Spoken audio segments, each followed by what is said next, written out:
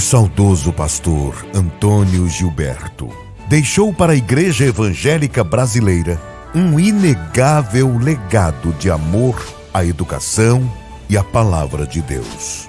Por isso, a CPAD tem a honra de publicar a Bíblia com comentários de Antônio Gilberto.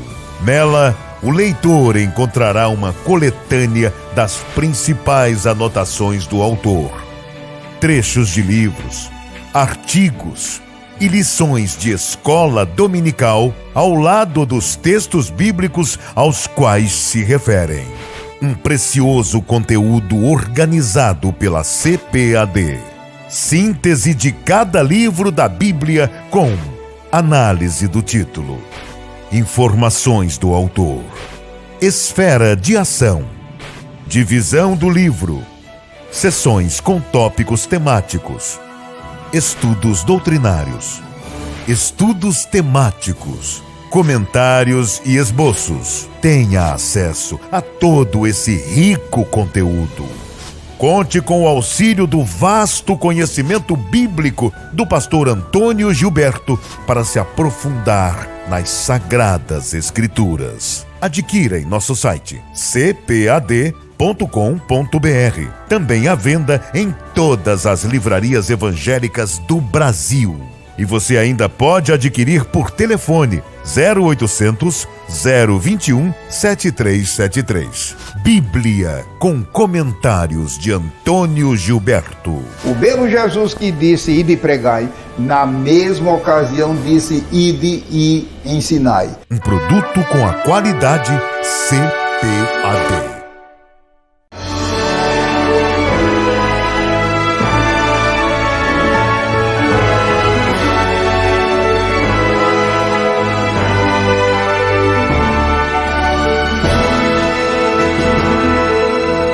Subsídios. Lições Bíblicas Adultos.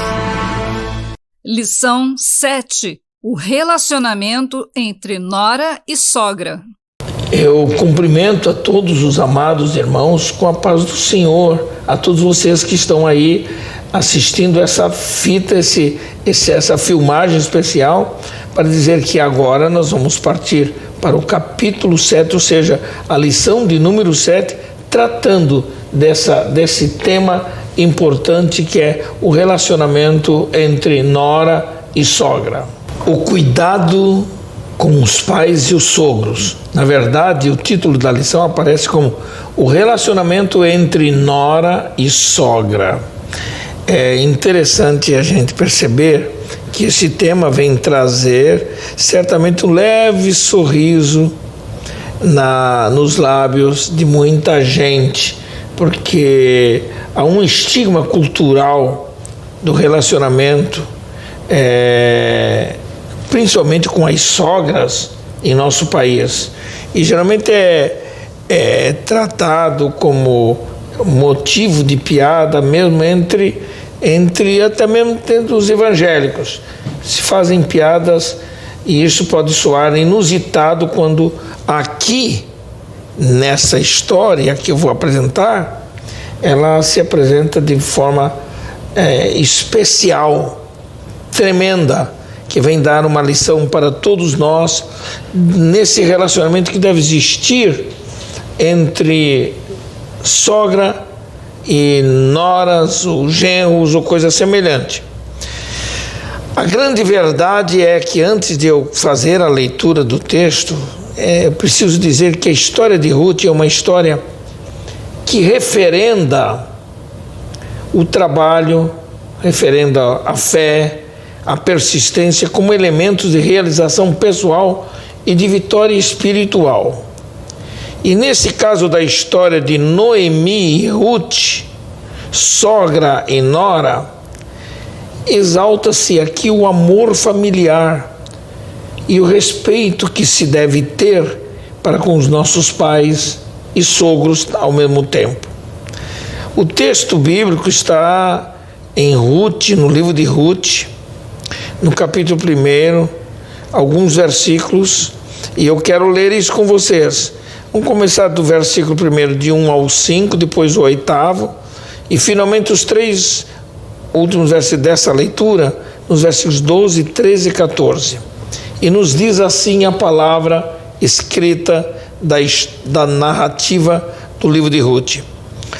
E sucedeu que nos dias em que os juízes julgavam, houve uma fome na terra, pelo que um homem de Belém de Judá saiu a peregrinar nos campos de Moabe, ele e sua mulher e seus 2 filhos. Era o nome deste homem Elimeleque, e o nome de sua mulher Noemi, e os nomes de seus 2 filhos eram Malom e Quilion. Eram efrateus de Belém de Judá, e vieram aos campos de Moabe e ficaram por ali. No versículo 3 diz que morreu Elimeleque, marido de Noemi, e ficou ela com os seus 2 filhos, os quais tomaram para si mulheres moabitas. E era o nome de uma Orfa e o nome da outra Ruth, e ficaram ali quase 10 anos. Mas no versículo 5 diz assim: e morreram também ambos, Malom e Quilion, os filhos de Noemi e Elimeleque, ficando assim esta mulher desamparada dos seus 2 filhos e de seu marido. No versículo 8 diz mais: e disse Noemi às suas 2 noras: ide, voltai a cada uma à sua casa, à casa de sua mãe, e o Senhor use de benevolência para vocês, como usastes com os falecidos e ao mesmo tempo comigo. No versículos 12 até o 14 diz assim: tornai, filhas minhas, Noemi falando para suas noras, ide-vos embora, que já muito velha eu sou para ter marido. Ainda quando eu dissesse, tenho esperança, ou ainda que esta noite tivesse marido, e ainda tivesse filhos, esperá-los-ieis até que viessem a ser grandes. Deter-vos-ieis por eles sem tomardes marido? Não, filhas minhas, que mais amargo é a mim do que a vós mesmas, porquanto a mão do Senhor se descarregou contra mim. Então levantaram a sua voz e tornaram a chorar. E Orfa beijou a sua sogra, porém Ruth se apegou a ela. Vejam só, isso ainda era o tempo dos juízes de Israel, e surge esta história de uma família que sobreviveu num tempo sombrio e deprimente em Israel, e depois em Moabe. Essa história se passa nos dias em que os juízes julgavam, diz a Bíblia, quando as famílias de Israel se dispersaram e cada um fazia o que parecia direito aos seus olhos. Dessa história, 2 mulheres se destacam depois da perda de seus maridos e filhos: Noemi e Ruth. São as personagens com as quais a fé e o amor se tornam virtudes que lhes dão forças para superarem dificuldades. Temos nessa escritura que acabamos de ler uma das mais belas histórias bíblicas, em que exalta o amor e a virtude de mulher moabita chamada Ruth. É a história de um drama familiar de luto, de subsistência e desesperança. É a história de uma crise generalizada, de pobreza, de doenças, de viuvez e até de morte. Nesse drama se destaca, em especial, a tenacidade de Ruth, nora de Noemi, uma mulher que foi capaz de superar as dificuldades com atitudes de fé, de inteligência, de lealdade, de persistência e de esperança. E as atitudes de Ruth, sem dúvida, são um exemplo para o relacionamento sadio e amoroso dentro da família. Sua história exemplifica a tenacidade para o trabalho, em busca do suprimento das necessidades básicas de subsistência física, mas acima de tudo, uma mulher que aprendeu a confiar no Deus de Noemi, mesmo sendo uma estrangeira, mas ela resolveu confiar no Deus de sua sogra. É a história de uma nora, cujo coração não só respeitava a sua sogra, mas que foi capaz de enfrentar a crise da escassez de alimentos com inteligência e com disposição. A outra nora órfã voltou para os familiares, depois que ficou viúva, mas Ruth decidiu cuidar da sogra naquela terra inóspita e comer com ela o pão de cada dia. Ao acompanhar a sogra de volta para Belém, Ruth tinha no coração um grande amor por Noemi e não a desamparou. Daí nos deparamos com o primeiro ponto da revista na Escola Dominical, que fala da crise econômica na terra da Judéia. Imaginem que Belém quer dizer casa do pão, e a escassez daqueles dias de alimentos e de pão provocou fome na casa do pão. Está lá em Ruth, capítulo 1, versículo 1. O texto declara que a terra da Judéia passava por uma sequidão e não produzia nenhuma semente. A terra ficou escassa, não só de alimentos básicos de subsistência das famílias que viviam na região, mas era uma terra sem chuvas nem orvalho. Toda a terra da Judéia parecia um deserto desolado. Lamentavelmente era a mão de Deus agindo para punir um povo que havia abandonado ao Senhor e fazia o que bem lhe parecia. O mau governo dos últimos juízes de Israel, que abandonaram o Senhor, propiciou até esta situação de fome e de escassez.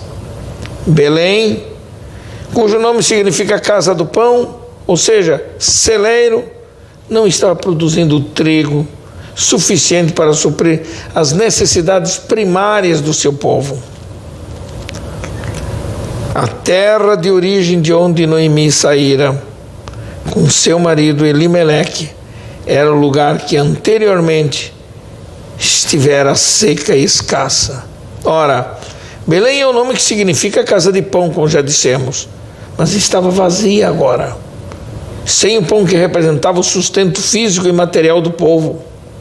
A cidade deixou de ser o celeiro de grãos para ser um lugar de escassez e de fome, de carestia e seca por toda a parte da terra de Canaã.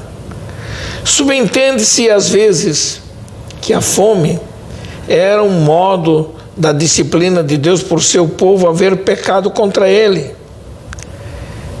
E é bom que se diga que Deus não é um carrasco que pune sem misericórdia aqueles que não querem servi-lo. Naqueles tempos, quando ainda Elimeleque e sua família viviam em Belém da Judéia, o povo de Israel havia se afastado da comunhão de Deus, com Deus, chegando a aderir aos cultos aos ídolos pagãos. Mas a mão misericordiosa de Deus não se afastou totalmente da vida do seu povo, mas o Senhor permitiu que aquela geração sofresse as consequências de sua rebelião contra Deus. Nem todos agiam do mesmo modo, mas a disciplina de Deus era para todos. E daí surgiu a crise de uma família. A família constituída por Elimeleque, Noemi, os filhos Malom e Quilion, que estavam ainda na Judéia. A crise da escassez de grãos na terra instigou a Elimeleque, o chefe da família, a tomar uma decisão em busca de solução para a subsistência da família em outro lugar. E eles buscaram a solução que lhes parecia mais racional e resolveram tomar o caminho das terras planas de Moabe, que ficava no outro lado do Mar Morto. Elimeleque não buscou orientação do Senhor para a decisão de mudar-se para Moabe. Buscar refúgio fora da vontade de Deus é sempre uma ameaça à nossa fé. Ao chegarem a Moabe, a experiência não foi fácil. Ao invés de encontrar pão, na verdade encontraram doença e morte. Por alguma razão não falada na Bíblia, a família de Elimeleque se deparou com problemas de enfermidades das quais não puderam evitar a morte e não conseguiram escapar de outras crises. Enfermidade, morte e viuvez envolveram a vida dessa família e só restaram Noemi, a mãe, e seus 2 filhos, Malom e Quilion. Essa crise se desenvolveu na alma de Noemi uma amargura enorme. Logo após a morte de seu marido Elimeleque e os 2 filhos, eles se enamoraram de 2 moabitas, Orfa e Rute, e se casaram com elas. Porém, não demorou muito para que os 2 filhos de Noemi fossem acometidos por algum tipo de enfermidade e logo morreram, deixando as esposas viúvas. Não bastava o sofrimento e a amargura pela perda do marido para Noemi. Os 2 filhos adoeceram e morreram também. Ficaram, de fato, 3 viúvas, que no contexto da época teriam enormes dificuldades de sobrevivência. A lição que aprendemos nessa história é que quando vivemos pelas aparências e não pela fé, podemos sofrer consequências graves. Nos revoltamos com Deus e o culpamos pelos nossos pecados às vezes. Porém, como é que Noemi acabou superando as crises existenciais? Porque Noemi viveu uma crise existencial. Então se pergunta, o que são crises existenciais? Geralmente a crise existencial surge quando nos questionamos acerca de vários aspectos da nossa vida e queremos saber da nossa própria existência, o nosso lugar no mundo, o propósito da nossa vida aqui, o motivo de estarmos aqui. São coisas que geralmente envolvem as crises existenciais. Alguns sentimentos, por exemplo, de medo, de ansiedade, de culpa provocados por descontentamento com a vida, são elementos condutores para a depressão. Nós temos uma outra história na Bíblia de um grande homem de Deus, o qual, depois de grande sucesso ministerial, acossado pelo inimigo, ele quis deixar tudo. Se o caso, foi o caso do profeta Elias, o homem que teve um sucesso enorme, o herói de Israel, lá naquele monte em especial. E lá no monte, ele orou a Deus, o fogo do céu desceu sobre o seu sacrifício e ele teve uma grande vitória. Mas logo depois, ameaçado pela rainha Jezabel, ele desanima, ele cai numa crise depressiva e ele diz: Senhor, chega, não preciso mais viver, não preciso fazer mais nada, eu não tenho que estar suportando essa situação. É a história que está lá em 1 Reis, no capítulo 19. Eu lhes pergunto, o que é que levou de fato Noemi a ter uma crise existencial? Vejam só, de repente morrem o marido e os 2 filhos, e tudo isso provocou em Noemi essa crise existencial enorme, com a qual ela vitimou-se e acabou entrando num estado de desânimo em continuar viva. Para que viver? Não me resta mais nada.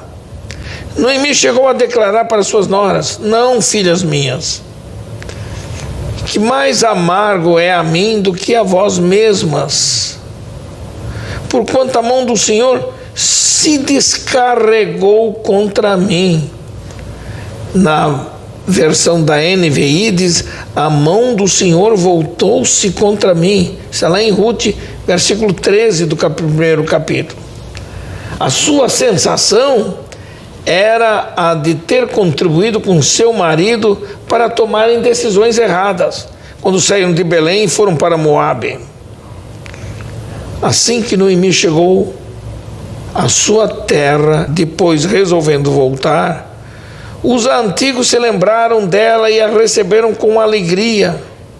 Mas Noemi estava dominada por um sentimento de humilhação, e então ela pedia às pessoas da cidade que a conheciam que não a chamassem pelo seu nome Noemi, mas que a chamassem Mara.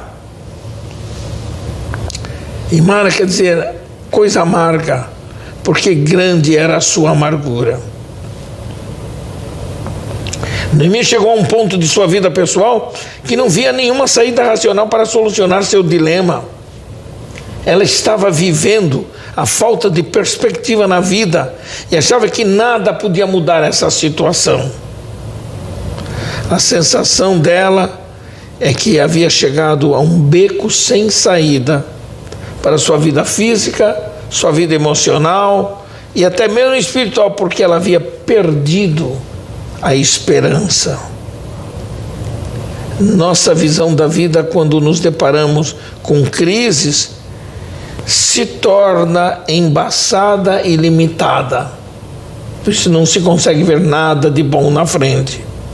Mas nós sabemos que podemos superar essas crises com uma atitude de fé no Deus de toda a provisão e declarar, como o apóstolo Paulo ao dizer aos romanos, perseguidos em Roma, que diremos, pois, a estas coisas? Se Deus é por nós, quem será contra nós? Romanos 8:31. Noemi, ela havia sido dominada por uma crise existencial de tal modo que ela via a Deus apenas como aquele que a abandonou. Seus sentimentos tornaram-se amargos e Noemi não esperava mais nada senão a morte. Porém, entra em evidência naquele momento a sua nora Ruth. E ela foi capaz de superar as crises de sua casa e da sua sogra com uma visão de esperança, de paciência, de tenacidade para superar todas as dificuldades que viviam. Então, Noemi, depois de ter conversado com as suas noras, uma delas voltou para a casa da mãe, mas Ruth resolveu continuar com ela. Noemi decidiu voltar para a sua terra de origem. Viúva com suas duas noras, moabitas, Orfa e Ruth, também viúvas, resolvem voltar à sua terra na Judéia. Noemi tivera notícias de que a sua Belém Efrata e toda a terra da Judéia estava outra vez produzindo grãos em abundância. Depois de 10 anos de luta e escassez, Noemi toma o caminho de volta à sua terra na Judéia. Sentindo-se já uma mulher envelhecida, ela conversa com suas noras viúvas, Orfa e Ruth, e as liberou para que voltassem às suas famílias de origem em Moabe.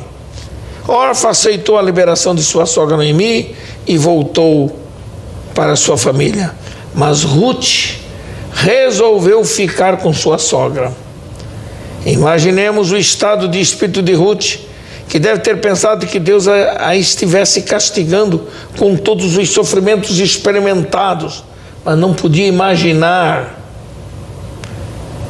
o plano presciente de Deus em todas aquelas circunstâncias. Aprendemos com o apóstolo Paulo que todas as coisas cooperam para o bem daqueles que amam a Deus, daqueles que são chamados segundo o seu propósito. Está lá em Romanos 8, 28. E aqui nós vamos perceber que Ruth demonstrou o seu amor para com sua sogra, renunciando inclusive aos deuses dos moabitas. Está lá em Ruth, no livro de Ruth 1,16.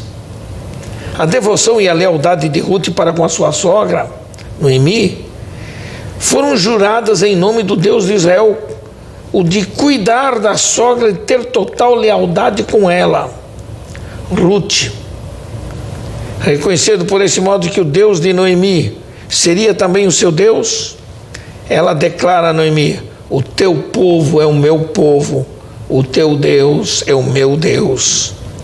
Ruth recusa-se a deixá-la e reafirma sua determinação de ir aonde Noemi for e de permanecer onde Noemi permanecer.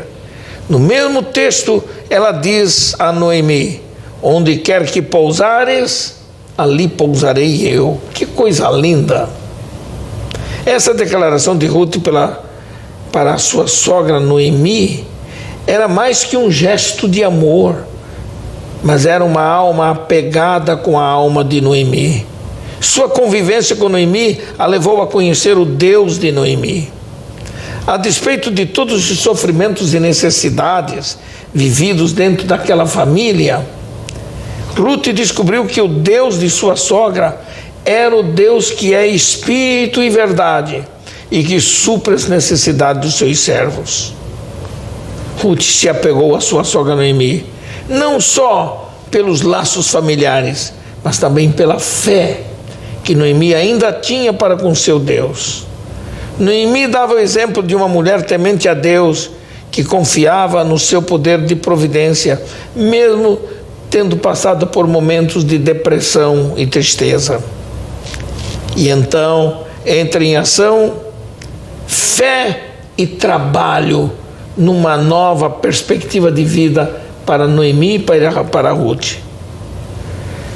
Na história não há informação nem descrição da viagem de volta de Noemi e Ruth a Israel, a Judeia especialmente. Apenas descreve como as duas mulheres foram recebidas pelos habitantes da cidade de Belém. Quando a notícia correu entre as pessoas da cidade, houve grande alegria pela volta de Noemi. No versículo 21, Noemi fala do modo como saiu de Belém e como agora voltou. E ela disse o seguinte: cheia eu parti, porém vazia o Senhor me fez voltar. Independente da decisão de voltar a Belém, Noemi teve um novo ânimo mediante a disposição de Ruth de acompanhar a sua sogra. A Bíblia diz que o justo viverá da sua fé. Está lá em Romanos 1,17, para que nós aprendamos a confiar inteiramente em Deus. Quando Noemi e Ruth empreenderam a viagem para a Judéia, havia uma nova esperança em seus corações de restauração. Ruth se tornara uma mulher de fé e disposta a superar a crise de subsistência com confiança em Deus.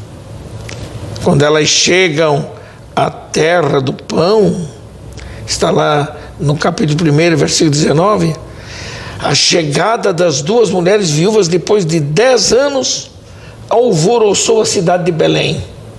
E os antigos conhecidos de Noemi queriam saber o que havia acontecido com a sua família. Noemi ainda estava uma mulher amarga, com as duras experiências passadas em Moabe, e preferia ser chamada de Mara, cujo significado em hebraico é amarga. Noemi se considerava uma pessoa de vida amarga, que havia saído com recursos financeiros, mas volta completamente pobre. Sua queixa se resumia a declarar que o Todo-Poderoso, o El Elyon, o El Shaddai, o Deus Onipotente, parecia tê-la abandonado. Entretanto, Deus estava no comando da sua vida para um propósito maior do que ela poderia imaginar. Sua humilhação e tristeza foi transformada em alegria e recuperação das perdas até então. E Ruth foi a pessoa certa para ajudar Noemi a recuperar a sua autoestima. Note isso. Ao chegarem em Belém, na Judéia, Noemi e Ruth, aconteceu que toda a cidade se comoveu pela sua pobreza, mas também, especialmente, pelo rosto triste de Noemi. Sua autoestima estava muito baixa. Sabemos que a autoestima pode ser construída a partir de experiências pessoais no campo das emoções. Porém, Ruth, a nora amável e dedicada à sua sogra, foi capaz de levantar a autoestima de Noemi, instilando esperança e confiança para que, pelo amor e carinho demonstrado, Noemi erguesse a cabeça. E Noemi custou a deixar de andar cabisbaixa e com sinais de amargura, culpando a Deus pelo seu estado físico e material de pobreza. Deus permitiu que a nora estrangeira se convertesse ao Deus de Israel e se tornasse o canal da bênção de recuperação da vida de Noemi. E a partir de então, Ruth trabalha com afinco, sabe fazendo o quê? Apanhando espigas. No capítulo 2 diz a Bíblia, Deus, que Ruth deu uma demonstração de amor por Noemi quando ela percebeu que havia um campo de cevada maduro em tempo de colheita. Então ela vai para um campo de cevada que pertencia a um parente de Elimeleque. E ela então tinha o direito de ajuntar as espigas que os segadores deixavam para trás. Era uma prática permitida e concedida especialmente aos pobres pela própria lei mosaica. É interessante isso. Ruth, ela não foi para roubar nada, não foi para tirar nada, nem invadir nada. Ela usou do direito que tinha nos campos. Ela não cruzou os braços esperando que o trabalho lhe viesse às mãos. Ela saiu em busca de trabalho durante todo o dia, até juntar um tanto suficiente para si mesma e para sua sogra. Sua diligência no trabalho e sua perseverança em ajuntar espigas e grãos chamou a atenção do senhor do campo, que era chamado de Boaz. Ela não estava furtando grãos, nem fazendo qualquer ato ilegal. Com atitude correta e com fé, Ruth conseguiu colher restolhos de espigas deixadas para trás pelos trabalhadores de Boaz. O trabalho é algo que sempre dignifica o trabalhador. E Ruth demonstrou sua lealdade e beneficência para com a sua sogra. Ela deu uma demonstração de carinho e amor por Noemi, que a fez entender que ainda havia esperança. As duas haviam chegado em Belém no princípio da colheita das cevadas, ou seja, quando a colheita de cevada estava começando. Ora, se em Moabe a situação era precária, agora em Belém havia esperança de não faltar pão em sua mesa. Ruth usou sua perspicácia feminina para suprir a necessidade da casa sem praticar qualquer ato ilegal. E ela, por causa disso, foi honrada pelo trabalho que ela estava fazendo no campo de Boaz. Até que ela foi notada pelos trabalhadores do campo e foi notada também por Boaz. Ruth foi alvo da simpatia deste homem chamado Boaz. Ruth acreditava na força do trabalho e por isso não teve medo de correr riscos. Mas ela foi determinada e disposta para usar o máximo de suas forças mentais e físicas pelo seu sustento e pelo sustento de sua sogra Noemi. Boaz O dono daquela fazenda, ao descobrir essa estrangeira simpática e generosa, tendo conhecimento da generosidade dela para com a sogra Noemi, aproximou-se dela e ofereceu seu campo, sua proteção, e se tornou o provedor de Noemi e de Ruth. Que coisa maravilhosa! A verdade é que isso acabou por fazer com que Ruth encontrasse o remidor da família de Noemi. Ruth descobre o seu remidor, o remidor de Noemi, de um modo especial. A história de Ruth e sua sogra Noemi diz que Boaz era um parente do falecido Elimeleque, marido de Noemi. E Boaz era um homem íntegro, influente, rico na comunidade, possivelmente um forte fazendeiro na região. E Ruth, ao dispor-se a apanhar restos das espigas deixadas pelos empregados de Boaz, descobre que Boaz era parente de Elimeleque e, por lei, ele podia redimir a herança de Elimeleque e a esposa viva, que era Noemi. Por esse modo, a viúva não ficaria desamparada. Boaz aceitou a ideia, fez a transação da propriedade conforme orientava a lei. Na verdade, esse homem é um tipo de Cristo, o nosso Redentor, que sendo rico se fez pobre para nos fazer ricos e herdeiros das suas riquezas. Boaz redime não apenas a Noemi, mas redime Ruth, a moabita. E para não cometer nenhum ato ilegal, Boaz foi para a porta da cidade, onde se reuniam os anciãos do povo, na forma de um júri, os quais julgavam as causas do povo. Visto que Elimeleque havia vendido sua terra a outro homem, o direito de remissão era por direito pertencente a outro homem. Portanto, a herança representada por aquele pedaço de terra pertencia a um outro homem, não a Boaz. Mas Boaz se dispôs a casar-se com Ruth para que ela, como viúva do filho de Elimeleque, convencesse ao antigo dono da terra a vender para Boaz aquela terra. Essa atitude convenceu os anciãos da cidade e Boaz redimiu a Ruth pagando o preço daquela terra e o direito de resgate da viúva. Boaz então se casa com Ruth e o antigo remidor entendeu que a redenção do campo e o direito de viúva do filho falecido de Noemi agora era conquistado por Boaz.